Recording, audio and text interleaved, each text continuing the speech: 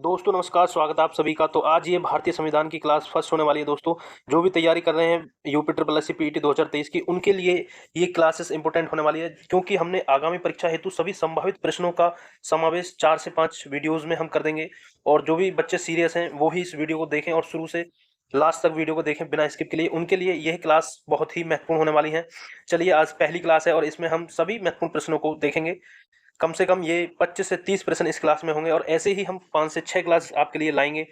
और चलिए दोस्तों, बिना समय गवाए वीडियो को शुरू करते हैं। आपके सामने पहला क्वेश्चन, भारत के संविधान के किस अनुच्छेद में अस्पृश्यता समाप्त की गई है? दोस्तों जल्दी से बताइए, किस संविधान के किस अनुच्छेद में? बताइए। ऑप्शन ए अनुच्छेद 42, ऑप्शन बी अनुच्छेद 15, ऑप्शन सी अनुच्छेद 14, ऑप्शन डी अनुच्छेद 17। तो बताइए अस्पृश्यता किस अनुच्छेद में समाप्त की गई है? तो आप आंसर लगाएंगे ऑप्शन डी अनुच्छेद 17 में अस्पृश्यता समाप्त की गई है। दोस्तों अगले क्वेश्चन की तरफ बढ़ते हैं। दोस्तों, मुख्य चुनाव आयुक्त की नियुक्ति कौन करता है? जल्दी से बताइए, मुख्य चुनाव आयुक्त की नियुक्ति कौन करता है? ऑप्शन ए प्रधानमंत्री, ऑप्शन बी राष्ट्रपति, ऑप्शन सी संसद, ऑप्शन डी लोकसभा अध्यक्ष। तो बताइए, मुख्य चुनाव आयुक्त की नियुक्ति कौन करता है? दोस्तों राष्ट्रपति मुख्य चुनाव आयुक्त की नियुक्ति करता है। चलिए जल्दी से बढ़ते हैं अगले क्वेश्चन की तरफ। दोस्तों सभी क्वेश्चन आपके लिए महत्वपूर्ण होने वाले हैं, इसलिए वीडियो को बिना स्किप किए देखना है। जो भी बच्चे सीरियस हैं उनके लिए वीडियोज हैं दोस्तों, यहीं से प्रश्न परीक्षा में देखने को मिलेंगे। चलिए बढ़ते हैं। किसी भी विधेयक को धन विधेयक होने का अंतिम निर्णय कौन देता है? जल्दी से बताइए, किसी भी विधेयक को धन विधेयक होने का अंतिम निर्णय कौन देता है? तो ऑप्शन बी इसका राइट आंसर हो जाएगा, लोकसभा अध्यक्ष। जी हाँ दोस्तों, लोकसभा अध्यक्ष इसका आंसर हो जाएगा। अगले क्वेश्चन की तरफ बढ़ते हैं दोस्तों। संविधान सभा के स्थायी अध्यक्ष कौन थे? जल्दी से बताइए, संविधान सभा के स्थायी अध्यक्ष कौन थे? तो ऑप्शन सी आपका राइट आंसर हो जाएगा दोस्तों, डॉक्टर राजेंद्र प्रसाद स्थायी अध्यक्ष थे।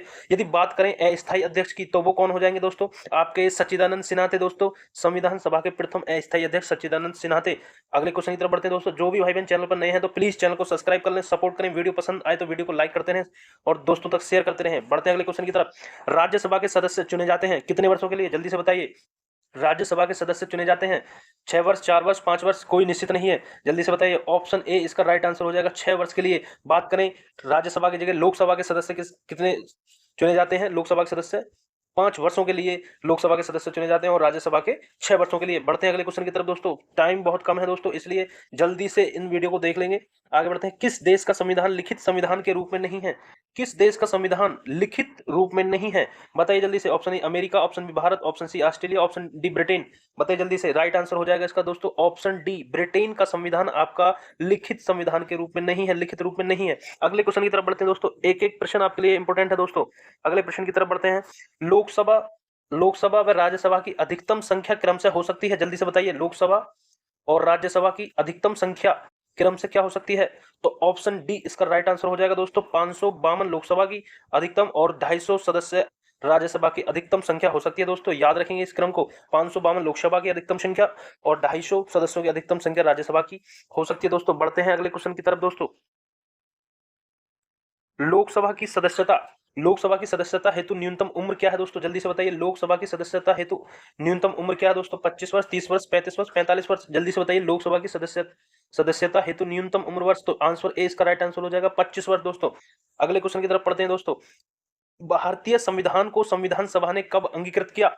भारतीय संविधान को संविधान सभा ने कब अंगीकृत किया? तो राइट आंसर ऑप्शन बी, 26 नवंबर 1949 को अंगीकृत किया। और लागू की यदि बात करें कब लागू किया, तो तब आंसर हो जाएगा 26 जनवरी 1950 को लागू किया। अंगीकृत 26 नवंबर 1949 को अंगीकृत किया गया। अगले क्वेश्चन की तरफ बढ़ते हैं दोस्तों जल्दी से। मूल अधिकार एवं राज्यों के नीति निर्देशक तत्वों में क्या अंतर है? मूल अधिकार और राज्य के नीति निर्देशक तत्वों में क्या अंतर है दोस्तों? जल्दी से बताइए, option A, option B, option C, option D. तो इसका राइट आंसर हो जाएगा ऑप्शन सी, मूल अधिकार जो है वो वाद योग्य है, उन पर वाद किया जा सकता है, जबकि नीति निर्देशक तत्व पर वाद नहीं किया जा सकता। ऑप्शन सी इसका राइट आंसर हो जाएगा दोस्तों। अगले क्वेश्चन की तरफ बढ़ते हैं। पंचायती राज प्रणाली किस पर आधारित है? जल्दी से बताइए, पंचायती राज, वेरी वेरी इंपॉर्टेंट, पंचायती राज प्रणाली किस पर आधारित है? ऑप्शन ए सत्ता के केंद्रीकरण पर, ऑप्शन बी सत्ता के विकेंद्रीकरण पर, ऑप्शन सी प्रशासक व जनता में सहयोग पर, ऑप्शन डी उपयुक्त सभी पर। जल्दी से बताइए, पंचायती राज प्रणाली किस पर आधारित है? तो आंसर दोस्तों हो जाएगा आंसर आपका बी, सत्ता के विकेंद्रीकरण पर आधारित है। ऑप्शन बी आपका राइट आंसर। अगले क्वेश्चन की तरफ बढ़ते हैं दोस्तों। दल बदल विरोधी कानून भारतीय संविधान की किस अनुसूची में संबंध है? दल बदल विरोधी कानून किससे संबंधित है? बताइए। अनुसूची 8, अनुसूची 10, अनुसूची 12, इनमें से कोई नहीं। तो जो दल बदल विरोधी कानून है वो आपकी अनुसूची बी, ऑप्शन बी 10वीं अनुसूची से संबंधित है दोस्तों। बढ़ते हैं अगले क्वेश्चन की तरफ। उपराष्ट्रपति के चुनाव में कौन कौन मतदान करता है, जल्दी से बताइए। उपराष्ट्रपति के चुनाव में कौन कौन मतदान करता है, जो उपराष्ट्रपति होते हैं उसके चुनाव में कौन कौन मतदान करता है।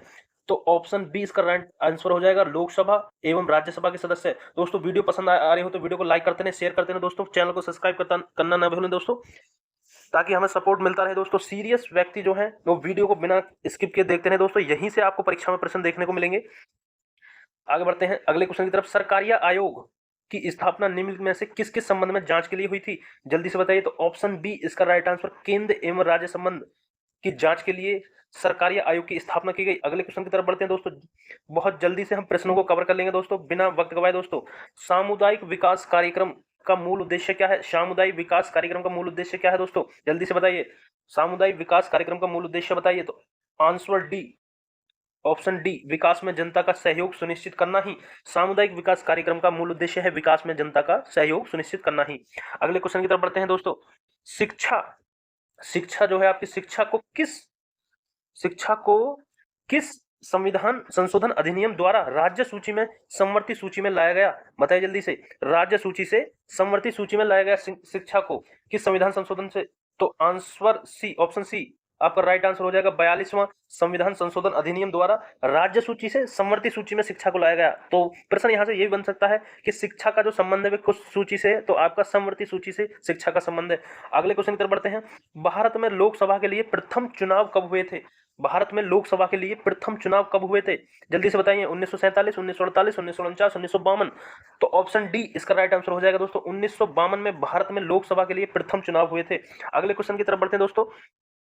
भारत में नए राज्य की स्थापना किसकी अनुमति से की जाती है, भारत में नए राज्यों की स्थापना जो वो किसकी अनुमति से की जाती है, राष्ट्रपति, प्रधानमंत्री, संसद या राज्यसभा। तो जल्दी से बताइए क्या आंसर हो जाएगा इसका। ऑप्शन सी राइट आंसर हो जाएगा, संसद। भारत में नए राज्यों की स्थापना संसद की अनुमति से की जाती है दोस्तों, याद रखेंगे। एक एक प्रश्न आपके लिए दोस्तों महत्वपूर्ण है दोस्तों। फ्री कंटेंट आपके लिए प्रोवाइड करा रहे हैं हम दोस्तों, और बेहतर कंटेंट दोस्तों आपको यहाँ देखने को मिलेगा। जो भी भाई बहन चैनल पर नए हैं प्लीज सपोर्ट करें चैनल को, और वीडियो को लाइक करते रहें, दोस्तों तक शेयर करते रहें दोस्तों। बढ़ते हैं अगले क्वेश्चन की तरफ। भारतीय संविधान में प्रदत्त मूलभूत अधिकारों को निलंबित करने वाली सत्ता है कौन सी है, सर्वोच्च न्यायालय, संसद, प्रधानमंत्री, राष्ट्रपति। जल्दी से बताइए भारतीय संविधान में प्रदत्त मूलभूत अधिकारों को निलंबित करने वाली सत्ता कौन सी है। तो ऑप्शन बी राइट आंसर हो जाएगा दोस्तों, संसद। ऑप्शन बी राइट आंसर, संसद। बढ़ते हैं अगले क्वेश्चन की तरफ। भारत में पंचायती राज अधिनियम कब लागू हुआ, भारत में पंचायत राज अधिनियम कब लागू हुआ। तो ऑप्शन ए राइट आंसर हो जाएगा, 24 अप्रैल 1993 को भारत में पंचायत राज अधिनियम लागू हुआ। बढ़ते हैं अगले क्वेश्चन की तरफ। संविधान में लोक कल्याणकारी राज्य की अवधारणा निहित है, प्रस्तावना में मौलिक अधिकारों में, चतुर्थ परिशिष्ट में, राज्य के नीति निर्देशक तत्वों में। जल्दी से बताइए संविधान में लोक कल्याणकारी राज्य की अवधारणा किस में निहित है। तो जो ऑप्शन डी आपका राइट आंसर हो जाएगा, राज्य के नीति निर्देशक तत्वों में संविधान के लोक कल्याणकारी राज्य की अवधारणा निहित है। अगले क्वेश्चन की तरफ बढ़ते हैं दोस्तों। भारत है एक, क्या है भारत, संघ राज्य, प्रांतों का संघ, राज्यों का संघ, एक राज्य का क्या है भारत, भारत एक राज्यों का संघ है दोस्तों, याद रखेंगे आप, भारत एक राज्यों का संघ है, भारत एक राज्यों का संघ है। बढ़ते हैं अगले क्वेश्चन की तरफ। संघ क्षेत्रों का प्रशासन किसके द्वारा होता है दोस्तों, जल्दी बताइए। संघ क्षेत्रों का प्रशासन किसके द्वारा होता है, जल्दी से बताइए। संघ क्षेत्रों का प्रशासन भारत का राष्ट्रपति इसका आंसर हो जाएगा। संघ क्षेत्रों का जो प्रशासन है वो भारत के राष्ट्रपति द्वारा होता है, ऑप्शन सी इसका राइट आंसर। अगले क्वेश्चन की तरफ बढ़ते हैं दोस्तों। संघीय मंत्रिपरिषद उत्तरदायी है दोस्तों, संघीय मंत्रिपरिषद उत्तरदायी है किसके लिए, ऑप्शन ए संसद के प्रति, ऑप्शन बी प्रधानमंत्री के प्रति, ऑप्शन सी राष्ट्रपति के प्रति, ऑप्शन डी लोकसभा के प्रति। तो जो आपकी संघीय मंत्रिपरिषद है वो किसके प्रति उत्तरदायी है, वो आपका लोकसभा के प्रति उत्तरदायी है दोस्तों, ऑप्शन डी राइट आंसर हो जाएगा, लोकसभा के प्रति संघीय मंत्रिपरिषद उत्तरदायी है। अगले क्वेश्चन की तरफ बढ़ते हैं दोस्तों। बहुत जल्दी से हम 30 प्रश्नों को कवर कर लेंगे दोस्तों। जब कोई विधेयक संसद द्वारा पारित हो जाता है तो राष्ट्रपति को अधिकार है, जब कोई विधेयक संसद द्वारा यदि पारित हो जाता है तो राष्ट्रपति को क्या अधिकार है उस पर, तो उसे देखते हैं। ऑप्शन डी इसका राइट आंसर हो जाएगा, पुनर्विचार के लिए वापस भेज सकते हैं, जो राष्ट्रपति हैं उसको पुनर्विचार के लिए वापस भेज सकते हैं दोस्तों। Very very important question. अगला, जम्मू कश्मीर का संविधान कब लागू हुआ, जल्दी से बताइए। जम्मू कश्मीर का संविधान कब लागू हुआ, जल्दी से बताइए। ऑप्शन सी 26 जनवरी 1957 इसका राइट आंसर हो जाएगा, ऑप्शन सी जम्मू कश्मीर का संविधान 26 जनवरी 1957 को लागू हुआ। अगले क्वेश्चन की तरफ बढ़ते हैं दोस्तों। बहुत कम समय में दोस्तों हम 30 प्रश्नों को कवर कर लेंगे। अवित्तीय अवित्तीय विधेयकों को राज्यसभा कितने दिन तक रोक सकती है? अवित्तीय विधेयक जो होते हैं उनको राज्यसभा कितने दिनों तक रोक सकती है बताइए? 14 दिन, 30 दिन, 3 माह, 6 माह। तो आंसर डी इसका राइट आंसर हो जाएगा, 6 माह के लिए रोक सकती है दोस्तों अवित्तीय विधेयकों को राज्यसभा। अगले क्वेश्चन की तरफ बढ़ते हैं दोस्तों। संसद का निर्माण, वेरी वेरी इंपोर्टेंट, संसद का निर्माण निम्नलिखित अंगों से होता है। वेरी वेरी इंपोर्टेंट, बार बार परीक्षाओं में पूछा जाता है दोस्तों ये प्रश्न कि जो संसद का निर्माण है वो निम्नलिखित किन अंगों से होता है? तो ऑप्शन सी इसका राइट आंसर हो जाएगा। याद रखेंगे, लोकसभा, राज्यसभा और राष्ट्रपति मिलकर संसद का निर्माण करते हैं, लोकसभा, राज्यसभा और राष्ट्रपति। दोस्तों वीडियो अच्छी लग रही हो तो वीडियो को लाइक करते रहें दोस्तों, सपोर्ट करते रहें हमें। अगले क्वेश्चन की तरफ बढ़ते हैं। राज्य सूची के किसी विषय पर संसद कितनी अवधि के लिए कानून बना सकती है? जो राज्य सूची का कोई भी विषय है उस पर जो संसद है आपकी कितनी अवधि के लिए कानून बना सकती है? तो इसका राइट आंसर हो जाएगा दोस्तों ऑप्शन ए, 1 वर्ष के लिए बना सकती है। जो राज्य सूची का कोई भी विषय है उस पर जो है आपकी संसद केवल 1 वर्ष के लिए कानून बना सकती है। Very very important. अगले क्वेश्चन की तरफ बढ़ते हैं दोस्तों। संघ लोक सेवा आयोग यूपीएससी के अध्यक्ष की नियुक्ति कौन करता है? जल्दी से बताइए, वेरी वेरी इंपोर्टेंट, कि यूपीएससी संघ लोक सेवा आयोग के अध्यक्ष की नियुक्ति कौन करता है दोस्तों? तो ऑप्शन सी इसका राइट आंसर हो जाएगा, राष्ट्रपति करता है दोस्तों, ऑप्शन सी राइट आंसर। बढ़ते हैं लास्ट क्वेश्चन, इस वीडियो के लास्ट क्वेश्चन की तरफ, कि लोकसभा का सदस्य अपना त्यागपत्र किसको देता है? लोकसभा का सदस्य अपना त्यागपत्र किसको देता है? प्रधानमंत्री को, राष्ट्रपति को, लोकसभा अध्यक्ष को, संसदीय मामलों के मंत्री को? जल्दी से बताइए इसका आंसर। लोकसभा का सदस्य अपना त्यागपत्र किसको देता है?